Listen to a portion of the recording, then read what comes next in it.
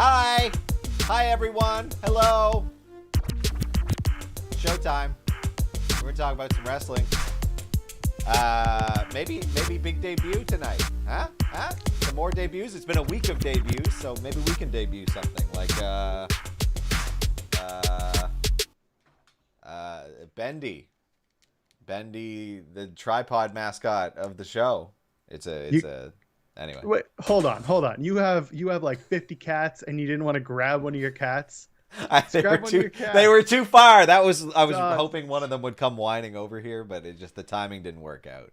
You know how contract negotiations are. You know, it seems like something's going to happen, and it just doesn't happen. Maybe if you had some food nearby, you could have just tricked the cats into coming and hanging out. I mean, I've got Twizzlers. There. And Twizzlers sponsor us some vegetable thins. Yeah, that'll do it. Yeah. Cats like vegetable thins, right? I think so. That's what they're used to eating in the wild. Shit. It's too early for this. Yeah. Cats like us too, and if you like us, go ahead and toss a link on the video. Cool cats, cool Kyle, the whole 9 cats. They have 9 lives. Anyway, toss us a like on the video, would you? If you're listening to us on a podcast, for the love of God, if you give us 5 stars, it helps us get us into your friends' ears, and they can talk about wrestling with the rest of us. And here we are live on youtube.com. If you're here, welcome. If you're not here, what are you waiting for? We've got our Discord here. By the way, we're Tim and Joel. We call it In the Ring. That's Tim. I'm Joel. I even have business cards now, Tim. But the thing is, it has our logo on it, our show logo.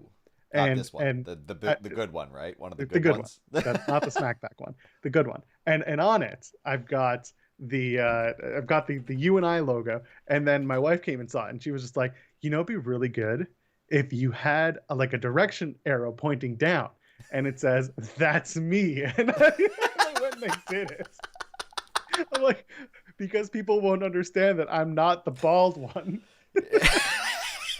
Just to be clear. Just to be clear, that's me. And it even has my damn name under it. This is what we get. That's delightful. Well, good. You got some business cards for your business trip. Yes, they will be coming in the mail shortly. I'm looking forward to it. The world is opening up, and so are we. You want to talk about SmackDown to start this gimmick? Yeah, SmackDown. So the first thing I noticed, by the way, everything changed, at least in the women's side of things, because Bayley has an injury, her knee. Yep.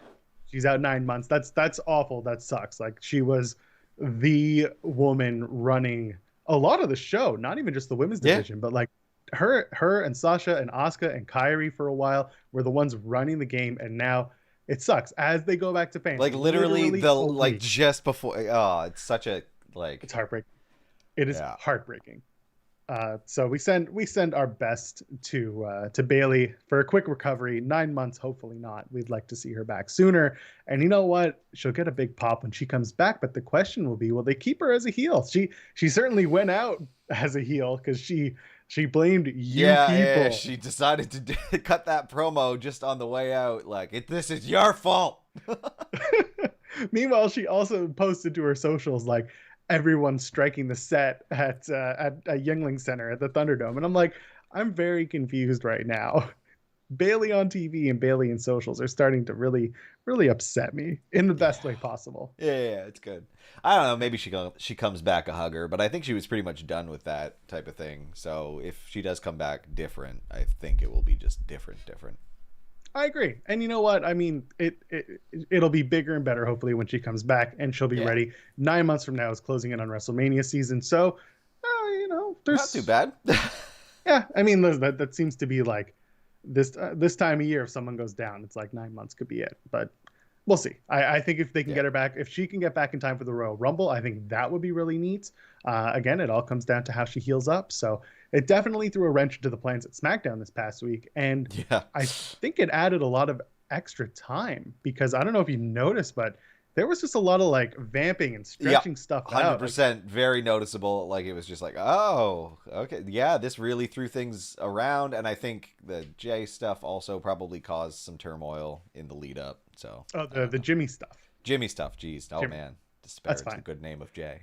That's right. Jehu returned this week, but they used the full intro, which was interesting to me. They never use the full intro for SmackDown anymore. And then the closing segment went really long. They showed replays and they showed, more of the chairs and the mouths, and there was just a lot of like vamping to get to the finish line. It got to the point where like Jay this time had the chair leg in his mouth and was just like, okay, still doing some more. Okay.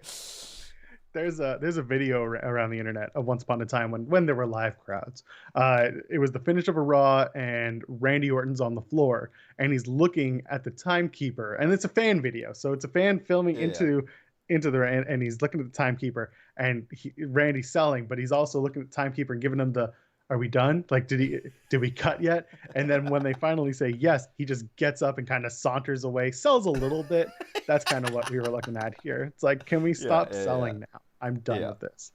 Anyway, so Roman's back, Jimmy is there, and Jay is back. The family is reunited, my friend. Yep. And Roman is still gaslighting everyone.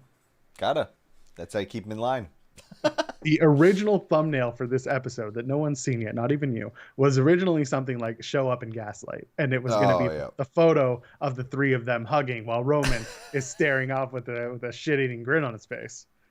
But, they talk about vacation, and Roman's like, I deserve this vacation. And then they launch into the whole tirade about it. Roman's like, can't nobody touch us if you do it my way.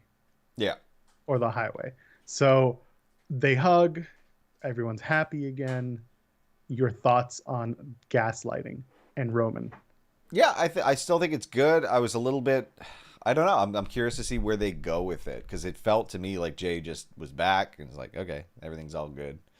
That seemed a little abrupt to me. I don't know if I missed something or what happened with that. And now, like, I kind of thought that, I don't know what's going to happen with Jimmy. The real life stuff is kind of making me nervous about what's going to happen, because I think they got something really good here. I would like them to be able to keep doing it for the foreseeable future. Yeah, I would too. And they're in a weird spot right now because of what happened with Jimmy last week. Again, some just bad news all around. Hearing that Jimmy Uso was pulled over and charged with the DUI. We'll see what happens there, but there's definitely some help that needs to be given there. I hope that it's that's found. You think about him at this time of year, like the actual human being, not the wrestler. Yeah, it's a shitty situation when stuff like that happens, and it affects work plans. If I don't understand it. I don't understand why he's brought out and put in the picture some more, especially as we got to the end of the night where it looks like they're still talking about going for the tag titles. Yeah, like I thought they would write him off to give it some time, but nothing happened of the sort.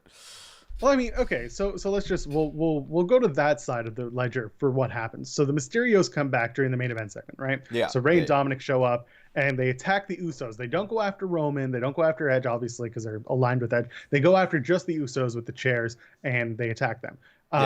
It looks like because the women's title match is off the books for Money in the Bank, they got to fill it with something. So maybe they'll do the Mysterios and the Usos for the SmackDown tag titles. Fine. That's fine. They don't have a tag match currently on the card.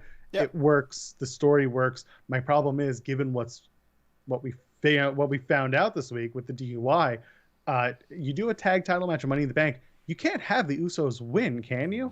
I don't think so. I mean, you could. Maybe they're just gonna hope that, like, I don't know. They're just gonna sweep it under the rug and hope money makes it go away. Like, I don't know. I think they hope that a lot of people don't know or didn't see or are ignorant to it. And I get that. I understand business-wise the hope. It's just really strange. Yeah. That they want to go that route. Again, by all accounts, people are upset both in and out of company.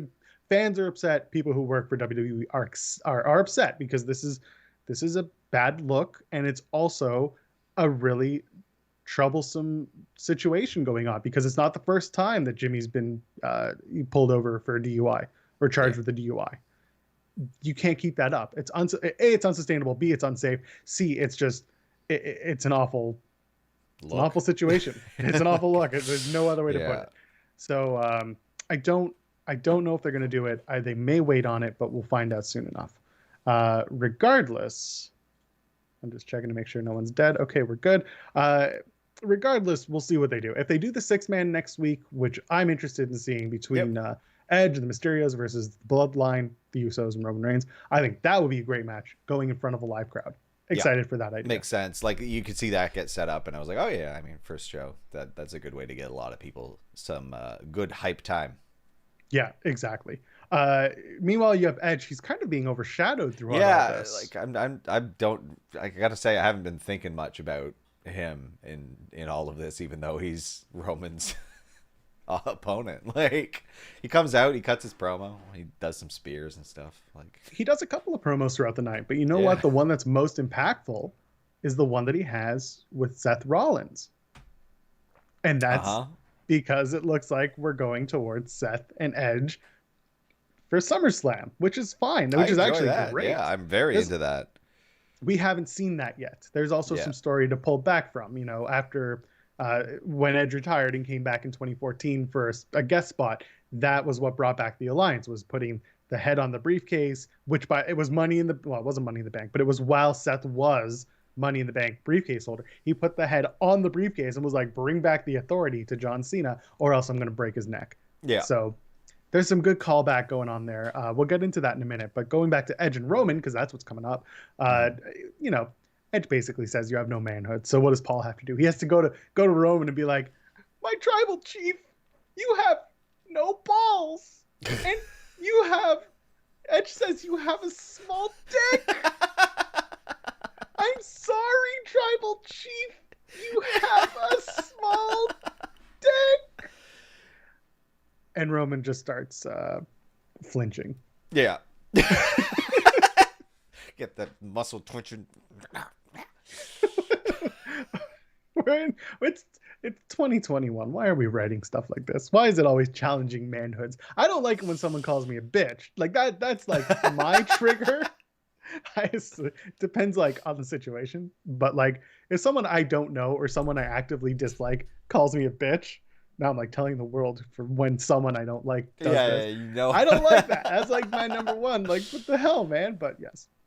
Yeah. I don't know. Like this, I don't know. It works for Roman, who is toxic masculinity. Like Roman's character is a metaphor for it. So here we are. Yeah, exactly. Anyway, Paul's insufferable and weird, but it's good because he has to sell this whole, you have a small dick, my tribal chief. Yeah. Anyway. Yeah, let's move on. That was kind of the Roman stuff this week. The sadness. Poor Baron Corbin. He's still sad. So sad. And the hairline shots, man. Oh my God, those hair jokes were getting a bit thin, eh? Oh, come on. Let's go Boogs watch. They bought the G-Wagon first of all. Yeah, so they're the bad guys. That's a heel. Is it a heel move to go to a police auction and buy the article of clothing or the guitar or the car that was repossessed from your feuding neighbor? Yeah. Is that a problem? Oh, okay. Yeah, that's a dick move. You know what a bigger dick move is? They have a handshake now. Oh my God. Did you see the handshake? They do the diddly. They do like the Wayne's World one. Yeah. It's hilarious. I love it. I was also gonna say, you know what else is rude if you don't leave a thumbs up on the video and all that stuff. So go ahead and do that. Real dick move. It's a real dick move if you don't do it, or you subscribe to us. You got to subscribe to us too. So they gave Boogs a new distortion pedal. It sounds much better when he's doing the chords. He needs a tuner and he needs a boost pedal for his solos. It's funny. Rick Boogs randomly showed up crossing into other media that I consume that isn't wrestling. No. He does this stuff with Juji Mufu on Instagram, who's like a bodybuilder I follow. Really? Who's like more. Very, very funny. And Rick Boogs is just there lifting weights and doing like zany shit with him. I was like, what? Is that Rick Boogs? And then I look and it's Rick Boogs WWE or Boogs WWE, whatever his handle is. Did you see what he posted on Instagram, I think yesterday or 2 days ago? His very nude guitar photo. Yeah. It was a video, Tim. It was I didn't watch the video. I saw the post and I was like, that's not for me. I was just like, okay. Our friend Tank had posted it, and I was just like, oh, okay. If Tank is seeing this, then I have to see it because Tank finds the best stuff to post on the internet. The good shit. Shout out to our friend Tank Bearclaw. Go follow him on Twitch, by the way, if you haven't yet. Yeah. So sad Corbin, he's broken. He's gonna need the services of someone soon because, like I said, they're replaying the silly Big Show. I'm poor. I lost all my money in the investments game. They're doing it. And it's gonna happen. Let's go a different route with it and just get him a life coach. We did this already. Simon Dean is unavailable. Damn it! Just get someone. I don't care. Bring someone up. Give him a new character. Someone who has the chops. You know. Oh my God! You got to play this out until the end of August, though, and then your life coach. It takes a lot to work it out. You know. Baron Corbin gets traded to Raw, and Eva Marie becomes his life coach. Yeah, sure. All about it. Let's do that one. Otherwise, who could it be? They talked about it on the Fightful post show. They were talking about Cameron Grimes, and I've thought about Cameron Grimes being the guy, but it's too soon. Yeah, I don't think he's. I don't want him off NXT yet, but I don't know. Clearly, they're gonna grab a bunch of people, so I don't know. I don't think that Grimes is the right fit with Corbin. Yeah. Because again, I don't know if they're gonna play up Grimes as a face or a heel, and whoever's buying out Baron Corbin is a heel. Because they're going to want him to do... It's going to be the $1 Million Man role. It's going to be someone who does his bidding. I mean, they could pull LA... Wait. LA Knight up. Like, he's an older guy. He's got tons of experience. I don't think he's got to be on NXT or anything. Like, I think he could do that well. I guess. I don't know. I wasn't a big fan of doing Corbin. Yeah. I don't know.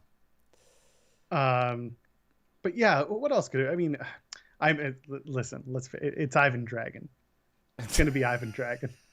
He's got a match, NXT UK title in 2 weeks against Walter.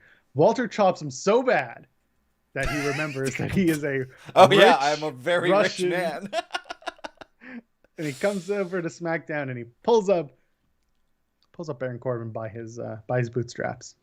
Pays him to do his bidding, even though Ivan Dragon is a crazy human being. I don't know. Chad Gable's done some pretty tremendous work with Otis. Maybe he joins the Alpha Academy, and it's awful.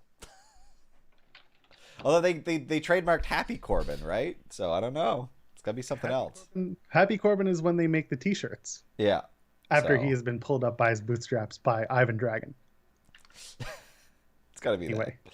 Oh my God. So Baron Corbin loses in a Money in the Bank qualifier match. Loses it to Nakamura, sure, whatever. He's sad and he's bald and he's super bald and he's really bald. Did you know that Baron Corbin is bald? Yeah, I did. Now he's just letting it be very visible that, it's not a choice. Big E and Pat McAfee on the couch, soaking their feet. Just relax and living the good life. Yes. They got to close that fridge, though, E. I'm telling you. Yeah, it's close bad. The mini fridge. Waste of energy. Wasting everyone's energy and everybody's time. Yeah. Hate it. Yeah. When they buy the G-Wagon, I do have to say, Pat doing the callback to last week where he says, does the license plate say King Crabbin? I was very much impressed. Okay, keep doing that. And then, of course, he's so good. He's so good. Like, Pat McAfee's crushing it. It's very good to hear. Dude, they were dancing in the foot soakers while Boogs played Nakamura to the ring. He even got E to stand up and do the stupid dancing. I loved it. I mean, that's a mark of good design, because I don't know too many foot soakers that could handle that kind of abuse. They ain't light men. That's right. Someone in the chat saying Baron Corbin isn't really broke. It's just a storyline. This is news to you. I didn't know that. Oh, no. I thought he was on his ass. I was unaware. Also, I mean, listen, the man can't make payments on his house. He's 3 weeks behind. 3 weeks, Tim. Now, I know you and I are talking about house payments. Talking about buying houses. Yeah, that's our game. We need to know. You and I need to know this. 3 weeks behind, you're broke. Yeah. I mean, that just, honestly, I don't know. I guess that's 3 weeks. I don't know. It sounds like maybe you just didn't make the payment yet for that month, but I don't know. I guess it's after. I don't know. It's dumb. If he's paying weekly, I have questions. Yeah, that's weird. It's weird. That's not a normal mortgage setup. Yeah, that's some bad mortgage business. He needs to talk to Conrad Thompson. He does. Let's go. Cesaro and Seth Rollins. We talked about Seth earlier after the match, but during the match, first of all, KO comes out, does commentary. He's always good. Always. Calling Seth's tantrum. Yep. Being like, Mo, my phone's there. Oh, yeah, that's gonna help. That's gonna make you better. That's gonna win you the match. But I do like KO. He called back to Lashley injuring him. And he said he wants to win the briefcase and cash in on Lashley. Interesting. I like that. Yeah, I didn't think about that at all. You didn't have much luck with Roman, so yeah, maybe go a different route. So I'm a fan of that. I want to see that happen.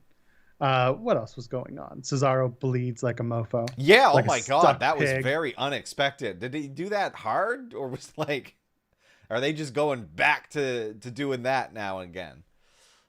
I don't know. He just he was bleeding a little bit, and then suddenly he was bleeding a lot of bit. So it made me wonder. Off the turnbuckle spot too. So it was like, yeah, what? It looked like it was hard way, and then it looked like he got a little got a little happy with the idea.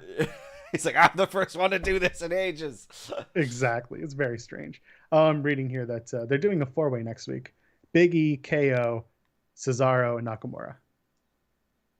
I assume it's for what's that thing they call momentum? Oh yeah, momentum. Everybody needs their momentum. That's ridiculous. Yeah, I'm excited for them. I'm excited for next week. Fans are back. We're gonna have. That's a real face-off, eh? All four. That's gonna be a real deal. I see nothing here about a 6-man being announced, so it hasn't been announced yet. We'll sit on it for now. We're waiting for it though. So Seth is backstage. Michael Hayes comes out of the elevator and he's in the background with a shot at one point. I love it. There was also someone else who was in the ring, back corner.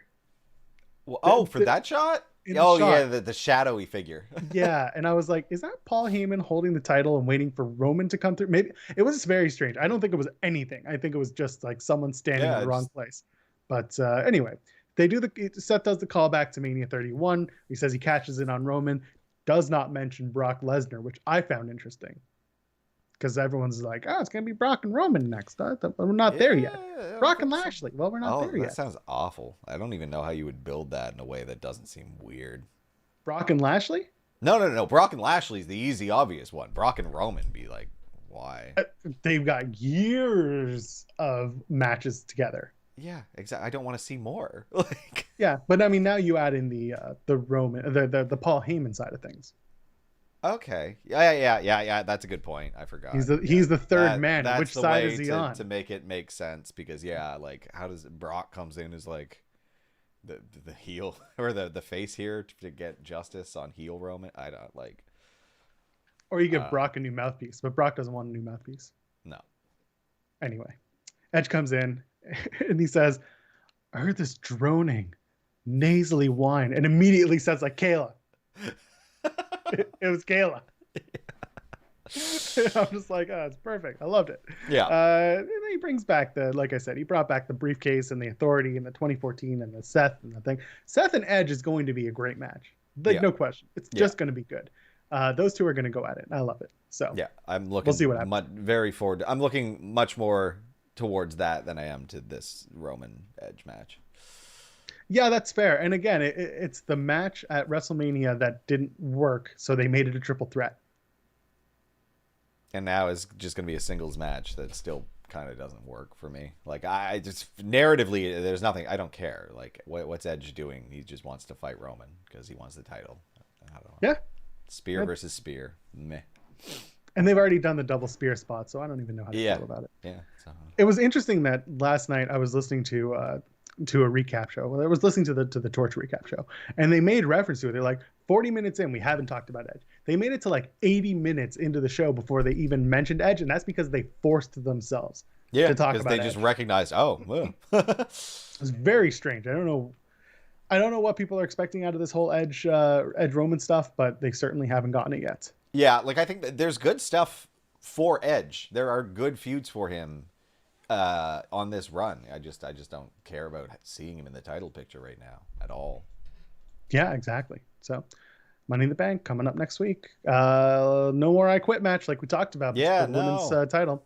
I found it weird that Bianca Belair comes out and she questions Bayley's injury. Yeah, that was odd. I was like, it makes sense, right? Like, because given the way that Bayley was doing that, but I mean, she is injured, but whatever. I guess they're just setting it up for a down the road, like a return match. They can put it in the package. Yeah, it was a really strange just moment for her to go out and do that. And I guess it was a kayfabe thing. She was trying to make it seem like, oh, she's still an enemy. She said, like, I don't like the way she said something about like not liking the way she wrestles, but respects her, whatever it was. It was strange. Just a weird kind of thing for her to say. Yeah. But instead, next week they're going to do Bianca Belair versus Carmella. By the way, I called it kind of. I mean, I don't really know if I want to count this. It took a pandemic MVP getting injured for us to do it, but damn it, we did it. Yeah. Anyway, it makes listen. There's no one else you can pick at this point. You could put Zelina in there, but guess what? She just came back and lost. Yeah. Carmella also just lost a slew. So I feel so. This is the problem with the Money in the Bank on the women's side of SmackDown. The story has been Liv for Money in the Bank, but as a result, they're beating all of the women to get there. Yeah. So as we found out later, the women's tag titles are back in the fold for whatever reason. So they couldn't just use Natty or Tamina, who haven't been involved and therefore might actually be a credible threat or a good match opportunity for Bianca on a random SmackDown. Instead, we're going to get Carmella, who keeps losing. It's just strange. I don't want to give them too much shit because they had to do something. Second. Yeah. And I think they did an okay. They honestly did do an okay job of it. Like they found a way to move Liv in, and I think that was good, right? So. Oh, I hated that. You hated that? It was fine. Carmella needs to be replaced. She has a match now, so here you go. I hated Liv coming out and being whiny and obnoxious. Okay. Like I agree with the decision to have her like replace Carmella, and that's how she gets in. But right, and that's where I agree with you. That was like, why are you trying to step up to someone who is an authority figure and then kind of like back right down when she's like, shut up, and you're like, okay. And she's like smiling when what I don't get is like what they want me to feel about Liv, because how I feel about Liv is completely indifferent. Like yeah, and that's you're not interesting. You're annoying now. Like what? I don't care. Like I mean, yeah. Meanwhile, people are like, oh my god, Liv has to win. She's amazing, and I get it. Is she amazing? I get that people. She's fine. I don't care. People are fans of hers. I guess. That I get. I don't. Well, I don't get. I know. I am aware that people are fans of hers. I don't really see it. She's a good wrestler. She's not. Fight me, Liv Sands. Yeah, I was gonna say they will. I can think of. There's one account. Go after you. There's one who will. I will just, and that's the thing. I'll just block it because I literally don't care. Like I don't know. I think Ruby Riott was better. That's fair. I agree with you. The point. I love it when Liv goes to the top of the stage where Bianca's standing and she points high as if it's the WrestleMania sign. And then she's like, oh, right, it's down here. Yeah. Like my wife was here and I was just like, yeah, there you go. Point at the thing. That's a thing that you have to do. Yeah. And let's talk about Schnoxy. Tegan Schnoxy Blackheart. Yeah, this felt wrong for some reason. I don't know why. Like it should have been a moment of like, oh, awesome, but it felt wrong. They came out, I was like, no. So they've tagged before. First of all, poor Ember Moon. What the hell are they going to do with her now? They got to find her a new Shotzi. Who's going to be the new Shotzi to Ember's? There's nobody else who's out there howling doing the glow wolf girl bit, so I don't know.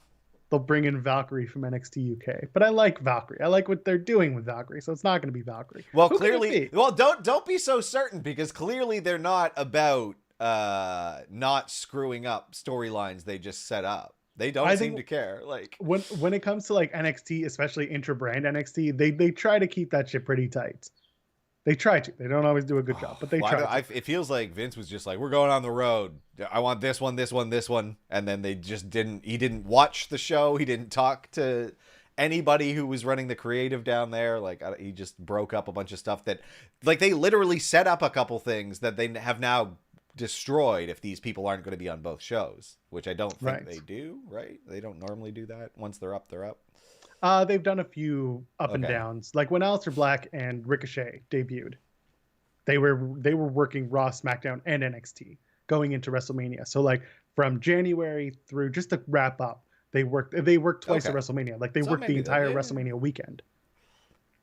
Yeah, so it happens. I do think that maybe Tegan Nox will go back, kind of have a blow off against Candice LeRae, and then she's gone. Shotzi, again, I don't know what they'll do. I think Shotzi's they had a natural like leaving point for her though, because they just lost, so that's fine. Like I'm less concerned about her. It's actually like Toni Storm that I find a bit odd, because they just had that Saray promo. So they say coming soon, so they might wait a couple of weeks, but at the same time, if you're telling us that Toni's going to go up to SmackDown, you can't really have a match where she loses, which is typically the NXT way, right? Yeah. Lose on your way out. And I feel like she'll be coming in 2 weeks in Miami at Rolling Loud. So they're doing this new split thing where it's going to be in Cleveland, and they're also going to have a little bit going on at Rolling Loud Festival in Miami, like couple matches. I mean, I feel like they're going to debut Toni at Rolling Loud in front of that crowd, because it's very much like, here's Toni Storm. She's a rock and roll girl. She is young and she's beautiful and you'll love her. And then, she'll win a match against someone. Yeah. She'll beat Zelina Vega. Still getting the penance she has to go through. Pretty much at this point. I mean, if Zelina somehow wins Money in the Bank, I'll be like, okay, they felt like they had plans for her, but I don't think they do. No, I don't think so either. I think she's going to be penitent for a little while, and then maybe down the road she could do something. Yeah. Meanwhile, the match that they had, Schnoxy versus Tamina and Natty, was fine. Short, whatever. It's fine. It's just a weird way to debut someone, especially as like you lost Bayley, you're trying to fill Money in the Bank. So what do? We bring up a tag team. Yeah, and for no good reason alter their names, maybe. I don't really care about the names thing. Do you care about the names? I do. Shotzi is dumb. I don't know why. Like first of all, Shotzi's always been her name. Like not real, but like her ring name. No, I know. It's so weird to me. I didn't think this would matter, but for whatever reason, like it just feels wrong to have just Shotzi. I think Shotzi Blackheart works better. Shotzi Blackheart works better. You got the other problem, and that's, what is it? Joan Jett has a band. Yeah, the Blackhearts. What do they call it? The Blackhearts. Yeah, but that's not. You can't. You got Tommaso Ciampa. They call him the Blackhearts. Oh my god. They got a lot of Blackhearts going on. Maybe we just get more creative. I don't know. It feels like she could use a last name. That's been her last name. Tegan Nox, they didn't just call her Nox. Like they consistently did call her Tegan Nox on the commentary. So I don't know. Yeah, I think they're sticking with Nox though for just her name. Or they might do a thing. Listen, you can do, when she's a singles action, she's Tegan Nox. When she's in a Schnoxy, it's Shotzi and Nox. Shotzi, okay. Schnoxy. Tell your friends their name is Schnoxy. Schnoxy sounds like snot. I don't know. I got nothing. I thought I had a joke. I don't have a joke. Go like the video. Maybe subscribe to us here on YouTube. We're sad now. Let's talk about Impact. Oh, now I'm really sad. They're gonna do it. They're gonna do it. They're doing it. We're like, what, a week away? Saturday? Is it this Saturday? It's next Sunday. Next Sunday. Oh, next Saturday. Next Saturday. It's next Saturday because it's then the 24th. Money in the Bank the next day. Yeah. I got a busy weekend of watch-alongs next week, apparently. Let's go. So first of all, there was a good angle, the Don Callis and Sami Callihan beat up angle. I liked it because you got like they show it that the hacked footage camera is stupid, but having Johnny Bravo do the punch and Swingers filming it on his iPhone, it looks so silly, but it was such good shit. I loved it. Yeah, it was good. It worked. Like, and it leaned into Sammy's dumb hacker shit. Callihan lays out Kenny. Sure, he's not going to win the match. Okay. I don't know. Again, I don't know why we're running this match. I don't know why it's the main event. Maybe we're wrong. Again, maybe we're crazy. Maybe the people do love Sami Callihan. And viewership was up again this week. It was down last week because of a programming error. What the people want. Yeah. I mean, it was down last week because of a programming error, but I don't know, man. 120,000 people are watching Impact every week on traditional television. And then, of course, they're joining us on the Impact Watch Along, twitch.tv/FightfulGaming, myself and Steven Jensen, and our roaming third. We get that. Do I think we see Sami on AEW? I do not. We already showed up in Daly's place. They've never done this. Like, they don't do it.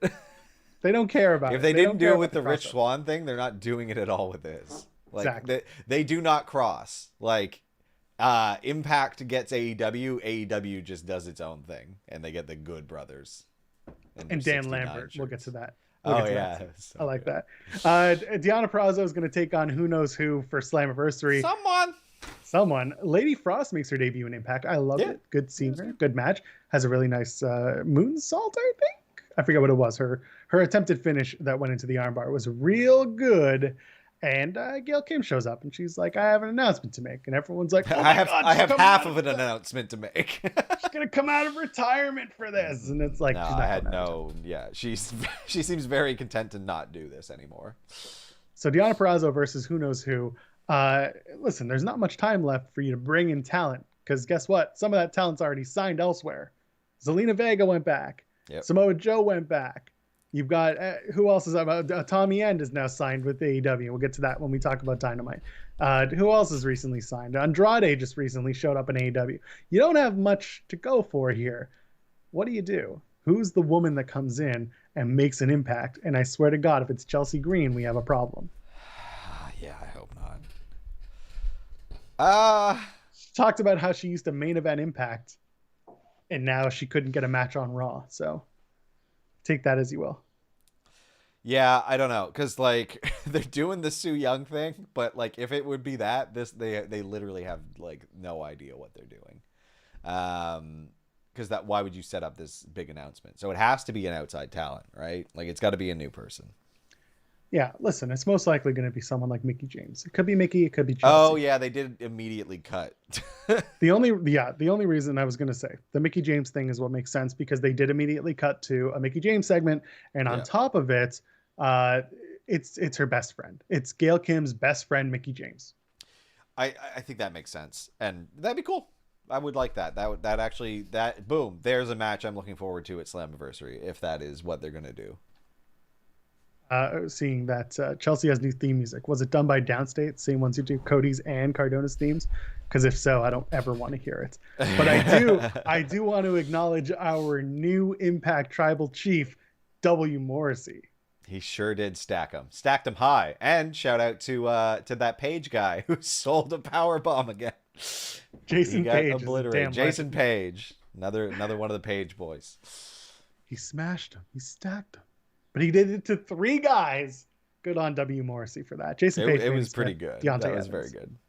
Loved it.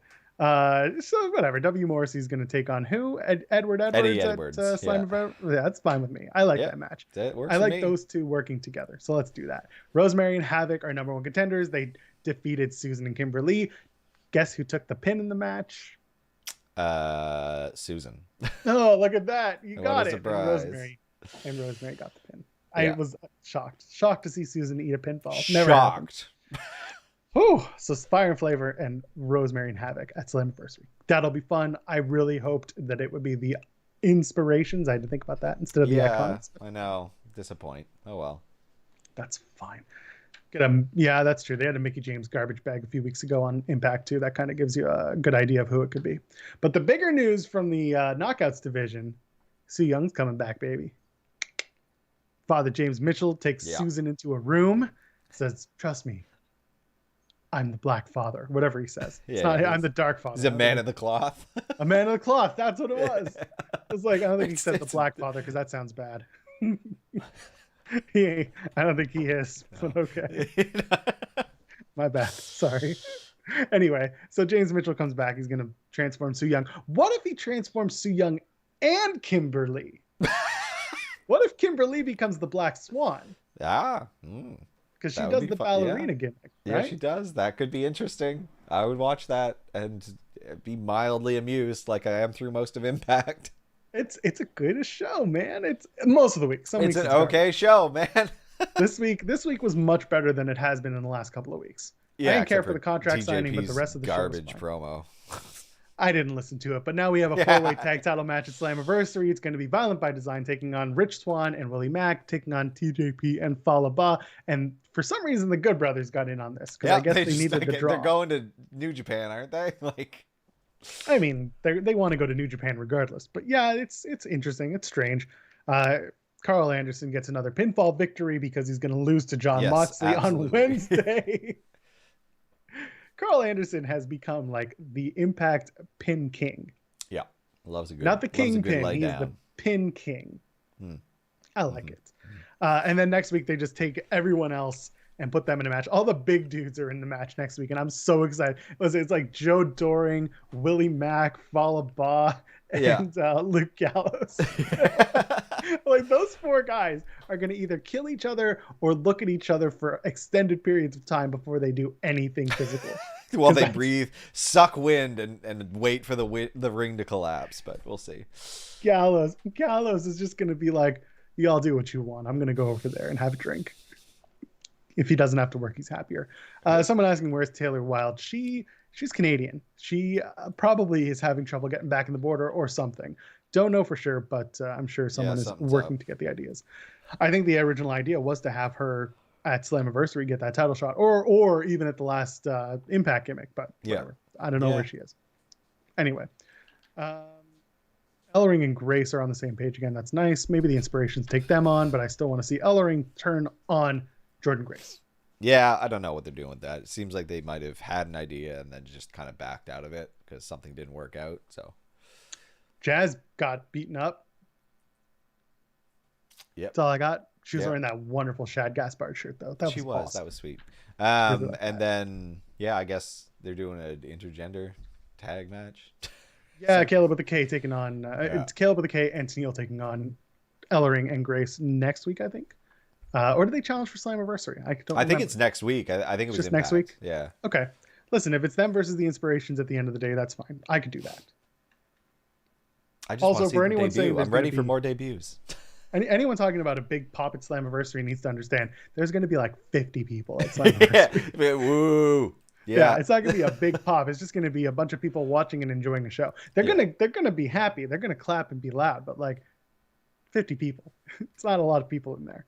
Anyway, let's talk about Dynamite, where there were a lot more than 50 people at the so many people the venue in Miami. They were raging in Miami. Oh, they were raging. Do you want to talk about the main event? Okay, we'll go that way. We'll start with that. I thought it was very good. What did you think, Joel Pearl? I thought they had a lot to do in 15 minutes. And I was going to comment on the pace. The pace of it was like blistering. There was no selling whatsoever. So many big spots. And I was like, they really could have stretched that out. But like, it was good. No, they had to have a minute of lights out to bring in Aleister Black. Yeah. That was a good match. It wasn't my favorite, but I think it was fine. I thought it was really good. I thought they had a lot of good moments. Again, the pacing was just like blistering. I was really kind of expecting Penta and Eddie just to do a 3D. They did the what's up drop again. But that's exactly, they did that. There were so many tables. I could have swore there was going to be a 3D, but it just didn't happen. Didn't work out. Canadian Destroyer threw a table from Penta because of course. Yeah, which the camera guy had to like move so quickly. Be like, ah! He got it. They got it. Like it was close though. Penta can get out of his Joker gear now. I think it's time. Yeah, I'm so corny. It's like done. I don't know. Fuck the Joker, man. I don't all you nerds and your Joker love. We live in a society. Bye mustaches. The Young Bucks have shaped. Yeah, very quick. Moved on from that as quickly as they moved between spots in this match. Very funny. Our friend Cher Delaware had posted on the internet. When she saw without the mustaches, she's like, oh, their wives were saying they will never have sex with them again. The next day, the Young Bucks update their bio, and it says something about how their wives had to make them shave because they wouldn't make love to them again. And she was like, amazing. That's so great. Very good. I like that. Yeah, the thumbtacks, his pocket sand. I was like, what? You didn't need this spot.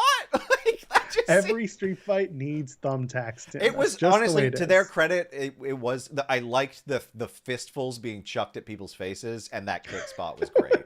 The kick spot was a great finish because Eddie did so good with that. The slow mo, like and just the tax spraying out. Oh.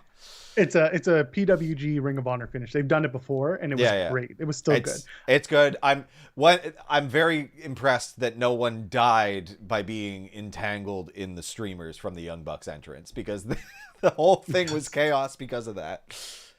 I don't know. I just wanted fewer people to get hit by tacks, because they threw those tacks at people. They threw those tacks, yeah. People in the crowd got hit by those. Definitely got hit by some tacks. It seemed like an interesting liability choice, but it's fine. Seriously. I'm here for it. I don't care. All right, we opened the show. We got strapped up. I liked the four corners thing. I didn't. That was a nice thing. I haven't seen that. It's typical in a strap match, or at least it would be. It's the way it's supposed to be. Yeah, exactly. But I've seen most of the WWE strap matches, like the Elias crap and all that stuff, has been. Oh yeah, you got to watch. You got to watch like the earlier stuff. Even in like 2003, 2004, they called it a Texas strap match. The way they would call it. South Beach this time. I'm just saying, if they wanted the four corners, that's what. Yeah, I thought that was okay. Big surprise. Cody opens the show, of course. Got that big pop, that big selfless Cody going out there, first one out in front of people. Dude, they cheered him. They really cheered him. It's Florida, man. I don't know what to tell you. Like, and of course, can't take that as the lights go out once for, they flicker for a little bit, and everyone's like, "Oh, it's Elsa," and I'm like, "No, once is a weather, twice is a gimmick, three times is a debut." Yeah, they skipped the second one, but anyway. Coming out, they said Cody had won 6 out of 7 of his matches. And now he's 7 of 8 because he won the match. He's going to go after the TNT title. You realize this. I don't want that at all. They're starting to talk about his win-loss record. He is absolutely going to put himself back into the title world. But there's another thing. First of all, we saw Malachi Black. We'll get to that in a second. We also saw AEW during this match mention that America's Top Team was in the crowd, right? Dan Lambert was there, Amanda Nunes, and George Masvidal. So Jorge. Masvidal. Did I say George? You said George. We'll call him George. It's okay. You're not a UFC guy. It's okay. So George. So George, Jerry, and Elaine are in the stands tonight. Anyway, so America's Top Team. He's there, and he cuts a promo later. We're going to talk about that later because I like that promo. We'll get there. But they mentioned the Top Team being there during the Cody match. Is that meaningful? Does that have to be meaningful? It's entirely possible that it's going to be Cody and Lance Archer teaming up against America's Top Team down the line. That would be very cool. I mean, I think Jorge would be into it. I'd be surprised if Amanda Nunes is, but I don't think Nunes is going to be there. I think King Mo. Yeah. King Mo and Filthy Tom Lawler will come in from MLW because that's what they're doing right now. Dan Lambert is a part of America's Top Team in MLW as well, and was a part of it in Impact as well. So there's some crossover that might be coming their way. I think it'd be cool. Like if Jorge wants in on this, I think he'd be good at wrestling bullshit. Oh, he's great. And again, we'll get to that in a minute. Anything from the match stood out for you from the strap match? Because otherwise... No, the match was kind of dull. It was fine. I don't know. Someone mentioned QT getting a jobber entrance because Cody wanted his big pop. Like, he was just there. Normal. And I guess that was the blow-off because now we're moving on to Cody again with the new guy. Yeah. So later that night, lights go out for like a good solid minute, and everyone's, what the hell's this? All right. They come up, and it's Tommy End hits the two black masses. He's going to call him something else. And suddenly now he's Malachi Black. Okay. It's very interesting that they started with Tommy End, and what was they kept saying Tommy End, like JR kept calling him Tommy End, and I don't know if it was a goof, but no, I don't think it was, but no, because they all kept doing it. So. And then Excalibur was like, "I faced that man in Dusseldorf." It's like, okay, that's a good way to that bring was him in. Tommy End, but this is someone different. What is this garbage? It was just strange. It's just strange. But of course, sometimes they do that. They do injury returns really, really well in AEW, but their debuts have not. I don't know. I'm not a big fan of how they've debuted most of these people. I mean, listen, we're going to get to it in a minute when we talk about Andrade's debut match, but you're right. And we'll talk about the fast pacedness of debuts in a minute. But yeah, I mean, listen, Malachi Black shows up. It's part of AEW. Cool. Of course, now he's going to feud with Cody because that's what you do on the way in. Yep. If you're former WWE, guess what? You get to see Cody first. It's like the pearly gates. You get to see your worst enemy before you get in to see your dog. Got to make peace. Cody's what is it, St. Christopher? I don't know. You I'm a Jew. What do you want? MJF and Chris Jericho. I don't think we need to talk about the fan. That guy's an idiot. Don't be that guy. Don't jump the guardrails. Stay in your lane. Stay out of the ring. Not your place. They did a whole lot of talking to get to a whole lot of nothing. Yeah. Did you like the promo? I liked the callback. I like the way they're going with it. It's crazy. I guess Jericho just wants to work his ass off, put on some very middling matches for the next little while. Like, I like the callback of them having to go through the gauntlet of everyone. Like and they did that before, right? Thing. Yeah, exactly. Yeah. So Jericho's going to go one-on-one against opponents of MJF's choosing. I assume it's just like 4 members of the Pinnacle. Well, actually, I don't know. It seemed pointed to me that they said opponents of his choosing rather than the members of the Pinnacle. So maybe he brings in some other people. Maybe they do. Maybe they debut someone well and get like a big man in there or something. Like, please, no more debuts. We've seen enough. No more debuts. Everyone shuffle around everywhere. It's great. It got me all excited. It's been a big week for him. Meanwhile, Sammy Guevara throws a chair at Sean Spears. Gotcha. Yeah, he got him. Okay. Feud has commenced. I'm a big fan of like objects being thrown at people. Off camera to on camera. It's great. Yeah. Just out of nowhere.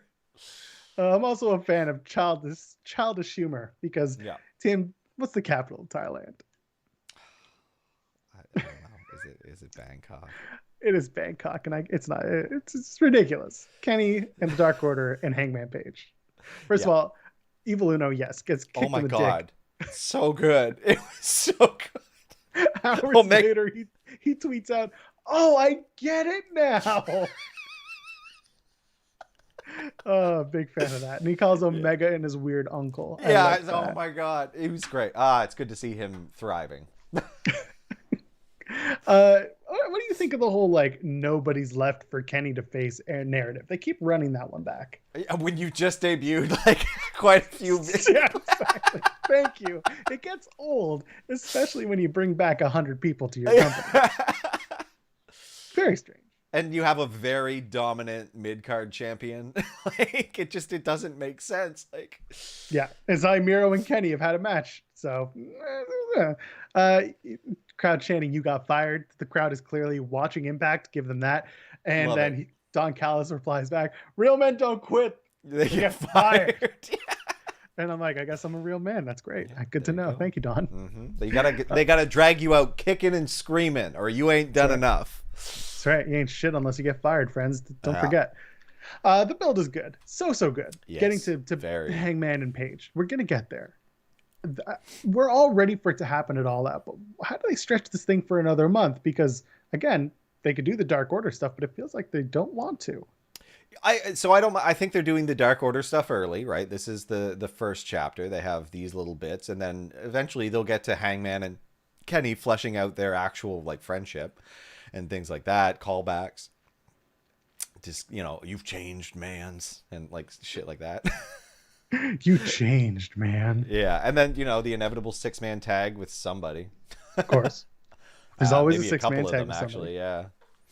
Well, no, it'll be Kenny and the Good Brothers against Kenny and the Good Brothers versus Uno, Dos, and Page, and then they'll run it back, and they'll do Silver, Reynolds if Silver's cleared. Silver, Reynolds, and Page. Yeah. Exactly. We got it. A few cowboy shits in there, and here you go. I mean, Uno and Dos versus the Good Brothers would be a good match. I'm into that. Yeah, I think so too. Yeah, and that's the thing. Straight up tag. You could make Hangman go through the gauntlet like they're doing with everyone. Like he's got to fight through all of the members of the Elite. You get some Young Bucks in there. I don't know.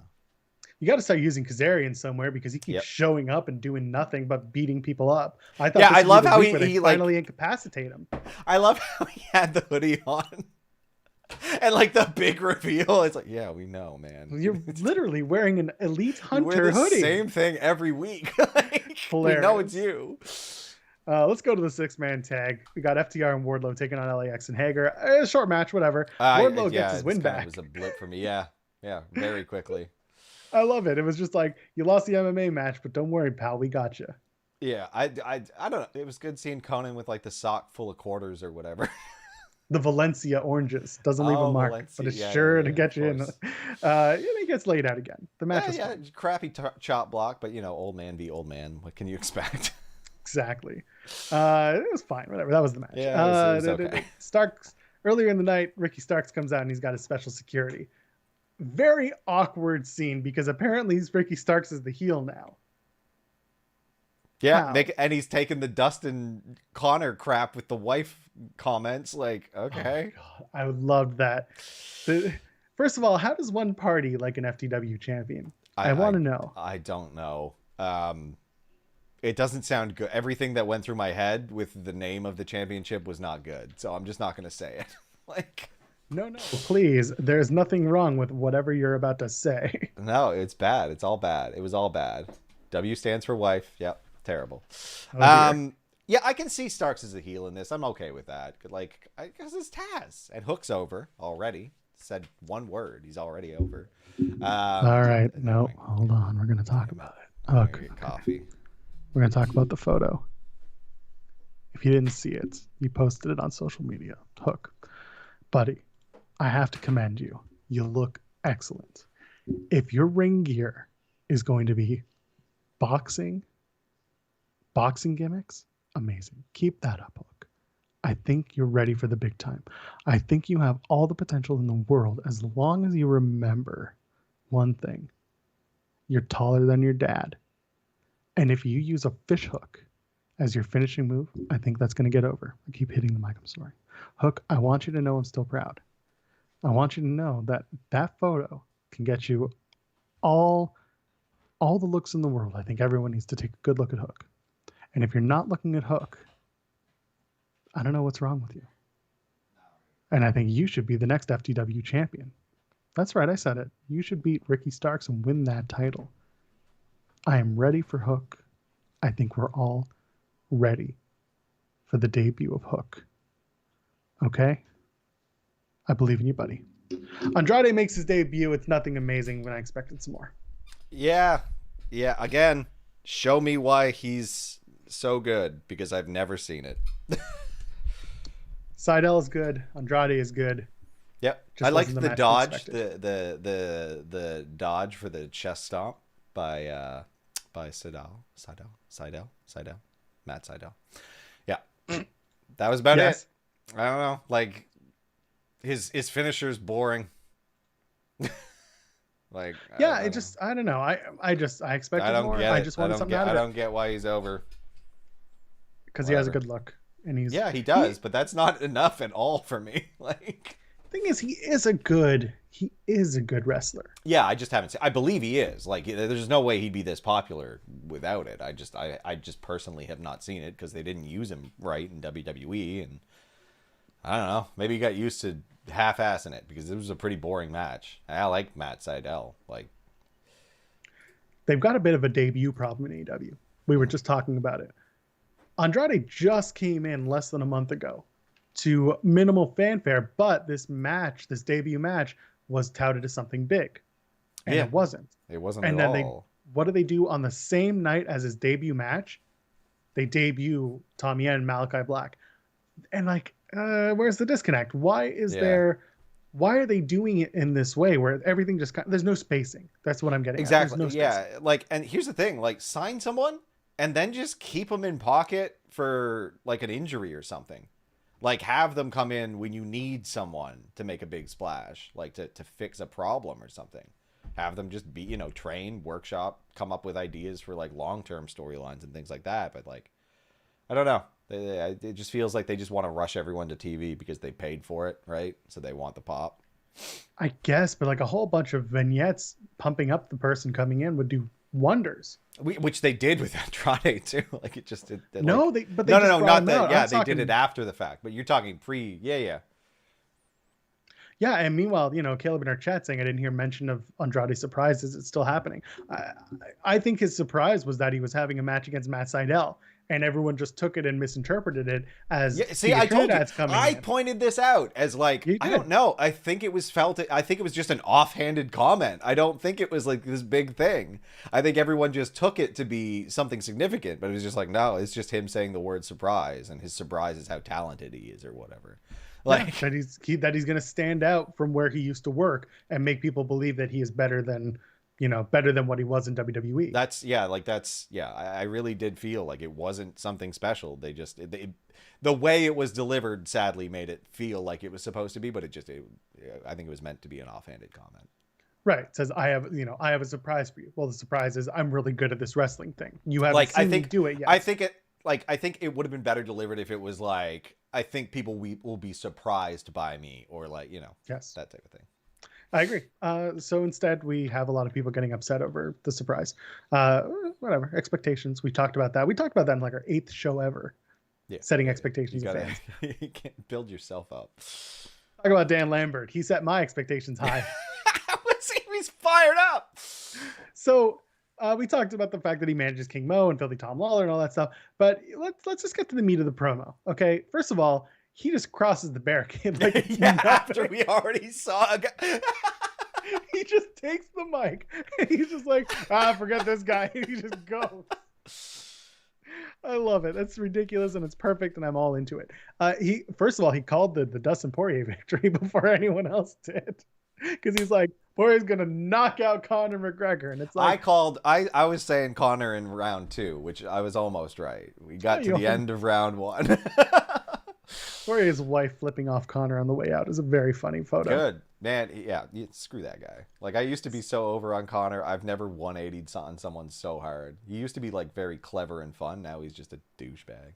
Well, speaking of douchebags and 180ing, Dan Lambert starts talking about how old school wrestling from the 70s and the 80s is where it's at. He's like, I can turn on championship wrestling from Florida and watch Eddie Graham and Johnny Valentine and Dusty Rhodes, and Terry Funk and Harley Race and Jack Briscoe, maybe Barry Windham and maybe Rick Rude. But then wrestling is going downhill in the late 90s. With the Windham Rude era. He's like, okay. Fucking hilarious, because I'm sitting there, 2 things come across my brain. I'm just like, he's not wrong. And then the other thing is, I wonder how many of these wrestlers Tim actually recognizes his names. Dusty Rhodes, Terry Funk, Harley Race, Jack Briscoe. No Rick Rude, no Barry Windham. Okay, Rick Rude, that's actually surprising to me. Barry Windham is he was a horseman. Yeah, I don't know. Once upon a time. I don't know anything about the Horsemen.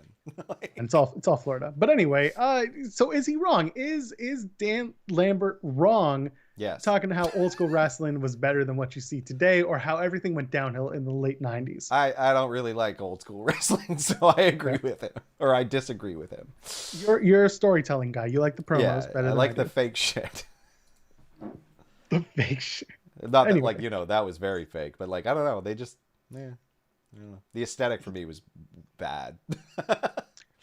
I get it. Yeah, it was old school. But Lambert does this really cool thing that I don't think a lot of people give him credit for. He actually promotes AEW in the heel way, because he then talks about how Tony Khan called him and said, you have to see all this talent. And he starts naming Darby Allin and Sammy. Sammy, what does he say? You gotta come hear the chants, or the fans chant AEW. Pause. And then they start. Yes, he got it. He was like an orchestra. He was just conducting it. It was very well done. Like, it was. And he puts over the fans, and puts over AEW, but he's doing it in a way that he's like, Tony told me that this is how things are. And like, it did in such a way where he keeps his heat while still putting over the product. And I was like, little things like that are fantastic. It was good. It was so good. And then the heart and soul of AEW, Lance Archer, comes out. He's the Eddie Edwards of AEW. What's really funny to me is, like, if they're going to have Lance Archer come out weekly and take out Dan Lambert, it's going to become the new Kane and Pete Rose moment, where Kane just comes and it's going to be Lance Archer just choke slam Dan Lambert. Oh no. I'm looking forward to seeing what America's Top Team does in AEW. Yeah, I think it's a lot there. It's really interesting. Good to see. You want to talk UK real quick? Yeah, we can breeze through it. I have a lot more notes here than I thought I would, but Walter and Dragunov in 2 weeks. I watched the show and I was like, there's some stuff here. I'm excited for that. Listen, could this be it for Walter? Is he going to lose the NXT UK title? Could he head to main roster? Maybe to NXT? Fans are back. I would love to see him move out and just keep, like, he needs bigger audiences. He deserves bigger audiences. He needs Imperium. Yeah. They are MIA now. Yeah, what's up with that? Don't know, but they're doing an in-ring press conference next week on UK, so I look forward to that. Nathan Fraser gets his first loss since rebranding himself from Ben Carter. Cool, all right. Kenny Williams did this really cool thing where he used like the turnbuckle, not the turnbuckle, but the screw, like the bolt, if you will, and kind of took out the shoulder of Nathan Fraser, and then uses the 1%er as his new finish, which is interesting to me. That was the Ethan. Was it not Ethan? Oh my God, Dixie Carter's Ethan Carter, EC3. Yeah, it was EC3's finisher. Yeah. Anyway, Mark Andrews gets a tag title shot for Subculture because he defeats Lewis Howley. Woo! Danny Luna should be in that tag match, by the way. She's the one who took out Sam Stoker during the match. It was a good little chuck. Yeah, I mean, Mark Andrews is entertaining. Lewis Howley's good. I like Pretty Deadly. I like them as a tag team. Me too. I really do. Like, they're probably one of the more interesting things on NXT UK for me. And because their backstagers are actually good, whereas so many are just like, "Hey man, come over here," and then it's just British mumbling for like 10 minutes. Like, I don't get it. I will say this. You brought this up. You like the whole, "Hey man, come over here." I like that they're actually involving the cameras and the producers in the show. Yeah, I like that. I like that part. They're not hidden. Like they did a Jack Starr's interview, which I thought this was hilarious. Jack Starr's has this interview in a sit down and just like, "You're going to win, you're a winner, blah, blah, blah." And then all of a sudden, a Mastiff comes out and he makes it weird because he's like, "I didn't say the cameras could be here." And it's like, well, they were here before you. You walked into frame. You could have been like, "Hey, Stars, come here." You could have seen this and stayed back and just be like, "No, I didn't agree to this." It's kind of a weird thing, but yeah, that I like that they're using the cameras that way. Blair Davenport makes her debut. Yep. And I'm like, NXT themes are all the same. They're very UK. There's nothing like interesting about like any of them, but she's interesting, and that's good. The themes are like they're either very dark or they're very like Britpop. Yeah. There's nothing in between. I don't know. The music in WWE is in steep decline. I don't know who does the themes for UK. Like it's not Def Rebel. It's someone else. Yeah. Has to be. But anyway, Lord Mateo is the new Isla Dawn, and I'm fine with that. Isla Dawn can start being a witch somewhere and getting an actual character. DiMatteo is going to be the new jobber for a bit. That's fine. She's great. Get the reps in. Yep. Did you see Davenport does this like double leg drop from the second rope and just knocks out DiMatteo? Yeah, it's great. It was gnarly. I thought that would be the finish. It could have been it would have been a better finish, in my opinion. But yeah, because you know what her finish is? Fucking knee. Knee trigger! I mean, in real fighting, it's effective to knee someone in the skull, but it's not that exciting to watch in wrestling. And I know they say, like, make sure that your finisher is something that you can do to everyone, but, like, I don't know, get a little more creative. I think Ms. Davenport spent a little too much time over in Japan. And then she comes and she does the post promo where everyone's on notice. Yeah, everyone's on notice. Got it, Roger. We just assumed. Yeah, exactly. We talked about Eva Valkyrie earlier, and I like the build up for Valkyrie because the storyline is super simple and it's being told very well. Like, you got this young girl, young athlete, shaken from a big loss to someone who's being called the final boss, and then you have this veteran Ginny who's like trying to shake her confidence even further to get to this match. Meanwhile, like, the storyline is still Valkyrie and Satomura for the NXT UK Women's title. Yeah. Has to be. You got a whole bunch of stuff getting there. Like we talked about, you got Amal, and that's going to be a really fun match for those two. And Amal's going to get an opportunity to show off for a change. Yeah. And then, or Amel, either way, however they want to talk about her. But Ginny and Valkyrie, again, Valkyrie she is their future in the women's division. Anything to add from that? No, like, it's just, I am excited for that. I think that it's going to be, I'm glad they're stretching it out over a little while so that some of the other women get to shine along the way. Same. Eddie Dennis, Trent Seven, end of the show. Very good main events. I don't need Symbiosis to show up. Could have used less of them. Also, that's a weird name for a team. It's so weird. I don't know, man. Some of the British guys are odd. Trent Seven uses the Birmingham hammer, which is a burning hammer, but a burning hammer. Yeah, that's his. Who does he? He reminds me of this actor. He's like a musical comedy guy. I think he was in like he's British. I think he's in the vampire show. What's it called? I have no idea where we're going with this. Anyway, he just reminds me of a comedian. I don't know why. Eddie Izzard. No, not Eddie Izzard. Does he remind you? He reminds me of Eddie Izzard. Anyway. Meanwhile, Eddie Dennis is a great sociopath. Yeah. He does it well, and to the point where he's stealing moves. Like he's doing the 7-star lariat, and he's doing the Splash Mountain bomb. He's doing like all of Trent Seven's moves, and that's sociopathic tendencies. I like it. Did you like he does this thing where he springs off his foot. He springs it off of the bottom rope as he's like faking going back into the ring and just nails him with the clothesline. This is Dennis. I thought it was smooth. Yeah. It was Matt Berry is the comedian. If you know Matt Berry. Yeah, he's very funny. I only know Matt Classic. Oh boy. Okay, so what their face? So Symbiosis comes in, and then of course what's his face comes in after that. Come on, give me the name. Trent Seven's partner, Tyler Bate.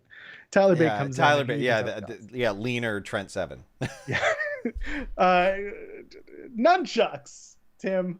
He's got nunchucks. It was all chaos at the eyes. I need more nunchucks in wrestling. That's all I'm gonna say. Well, everyone's always walking down with swords nowadays. I don't know. Like we're going real medieval. Yeah, exactly. If you want to get medieval on us, go and toss a like on this video. Subscribe to us while you're here. Leave a comment even. Tell us that we're a bunch of dorks. I don't care. Join our Discord. It's in the link. Tell me I'm wrong about Liv. The video. Yes, tell Tim he's wrong about Liv Morgan. I don't care. I'll just block you. Talk to us. I don't care. But Tim, where can they talk about Liv Morgan with you on the internet? Oh, at Tim Stone P, TIMBSTONEP on Twitter. Do it up. Don't talk about Liv Morgan with me, but talk about every other wrestler you want at Joel Pearl, JOELPEARL. The show is at Tim and Joel Pod. Friends, we'll see you on Tuesday where we'll talk about Raw and NXT and a whole whack of stuff. See you on the main show. Cheers.